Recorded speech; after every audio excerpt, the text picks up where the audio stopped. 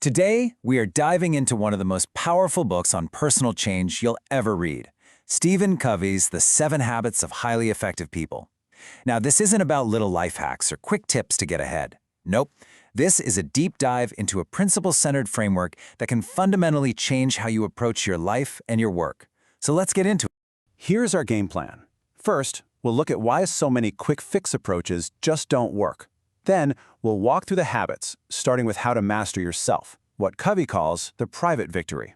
From there, we'll move on to working with others for the public victory.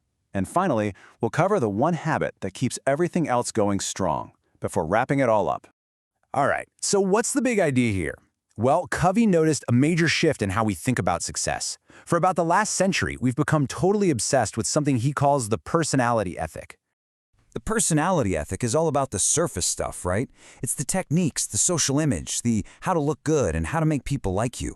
Covey calls it social aspirin and Band-Aids. Sure, it might make you feel better for a minute, but it does absolutely nothing for the real problem underneath. He contrasts this with the character ethic, which is all about the deep stuff, the bedrock principles like integrity, courage, and justice that define who you truly are. And he uses this incredible farming analogy to drive the point home.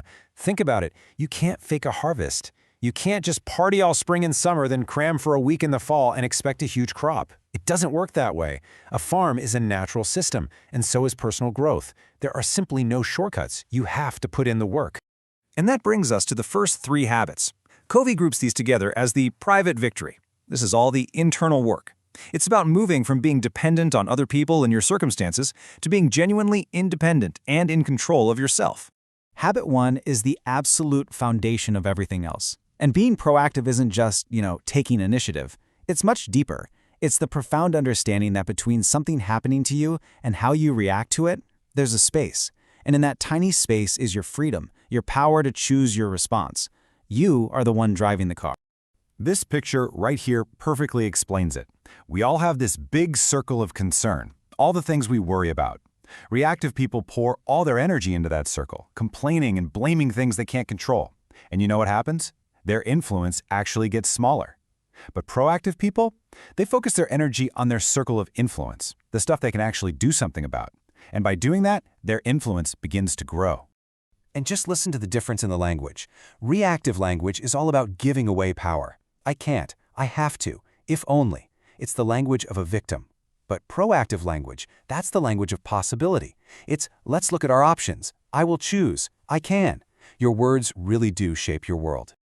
So if you're in charge of your life, the next logical step is habit 2. Begin with the end in mind. This is basically asking, where are you going? It's about creating a crystal clear vision for your life. You have to decide what your values are, what you stand for, before you can live by them. This often means writing a personal mission statement, your own personal constitution. This question is a real gut check. It gets to the heart of habit 2. See, Covey says management is all about climbing the ladder of success as efficiently as possible. But leadership is making sure that ladder is leaning against the right wall in the first place. You can be incredibly busy, incredibly efficient, but it means nothing if you're climbing the wrong ladder. Okay, this is where the rubber meets the road. Habit 3 is where you take the first 2 habits and make them real. If habit 1 says you're the creator, and habit 2 is you deciding what you're going to create, then habit 3 is you actually doing the creating, day in and day out. And this little matrix is a game changer for making it happen. Look, we all live in quadrant 1. Dealing with crises and deadlines, it's unavoidable. But highly effective people don't live there. They spend their time in quadrant 2, the important stuff that isn't urgent yet. This is where planning, relationship building, and real progress happen. They learn to say no, politely but firmly, to all the distractions in quadrants 3 and 4. All right, once you've really worked on yourself, you're proactive, you have a vision, and you're disciplined, only then are you ready for the public victory. This is where we move from just being independent to a much higher level, being interdependent. And the key idea for this whole section is the emotional bank account. Just think of every relationship you have like a bank account. Every kind word, every kept promise, every thoughtful act is a deposit. Every broken promise or harsh word is a withdrawal. When the balance is high, communication is effortless. When it's overdrawn, well, you're walking on eggshells. So how do you make these deposits? It's the stuff we know we should do but often forget. Things like actually keeping your promises, apologizing when you mess up and meaning it, just showing basic integrity. And honestly, it's often the little things, day in and day out, that build up the biggest reserves of trust. Now we get to habit 4. Think win-win. This isn't a technique, it's a total philosophy. It's about believing that life isn't a zero-sum game. One person's success doesn't mean your failure. It comes from an abundance mentality, this deep-seated belief that there's plenty out there for everyone. So instead of your way or my way, you're always looking for a better third way. So win-win sounds great, right? But how do you actually get there? The key is habit 5, and it's so simple, yet so hard. Most of us don't listen to understand, we listen so we can reply. We're just waiting for our turn to talk. This habit flips that script completely. It's about truly, deeply listening to the other person first. And this analogy just hits the nail on the head. You'd never trust a doctor who gave you a prescription without even examining you. So why do we do it all the time in our relationships? We jump in with our advice and our solutions before we've taken even a moment to truly diagnose the situation from the other person's perspective. And this is where the magic happens.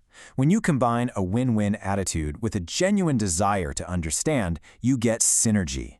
This is when 1 + 1 = 3, or 10, or 100. It's when you truly value the differences in people, their different perspectives and experiences, and you use those differences to create something new and better than any one person could have come up with alone.